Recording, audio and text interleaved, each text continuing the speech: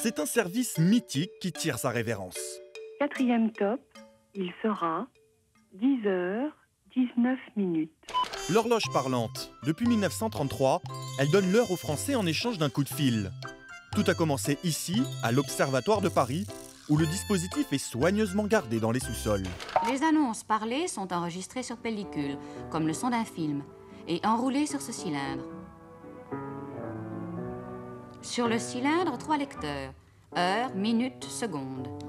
À l'origine de la première horloge parlante au monde, l'astronome Ernest Esclangon. Et derrière la toute première voix, cet homme. Au quatrième top, il sera exactement 0h0. Comment a-t-il été choisi? Réponse en 1962.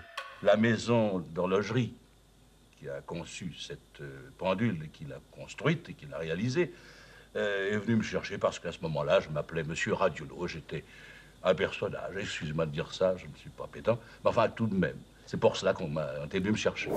3 ans plus tard, en 1965, le dispositif se modernise. C'est une horloge atomique, plus moderne et plus performante. Voici cette nouvelle horloge. Qu'est-ce qui la différencie de la vieille? Surtout, elle est commandée par un système électronique plus simple et plus précis. Et puis, comme vous pouvez voir, elle est beaucoup plus simple du point de vue mécanique. Qui dit nouvelle horloge parlante, dit nouvelle voix. L'acteur Pierre Laurey remplace Marcel Laporte. Puis c'est au tour d'un postier anonyme d'être la voix emblématique. 17h44, 30 secondes. Et les voix de femmes alors? Il faut attendre 1991 pour que ça change. Le système devient électronique, la comédienne Marie-Sylvie Bert est choisie. La jeune femme a enregistré des années d'avance d'horloge parlante. Au moment de l'enregistrement, ce qui m'a semblé très étrange, c'est de dire mercredi 18 septembre 2088, au quatrième top, il sera 12h. Parce que je savais que je ne serais plus là. C'était comme un rendez-vous que je me donnais et que je ne pouvais pas tenir.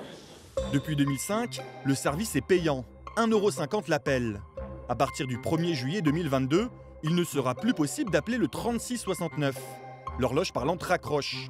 En cause notamment la baisse du nombre d'appels depuis le début des années 2000.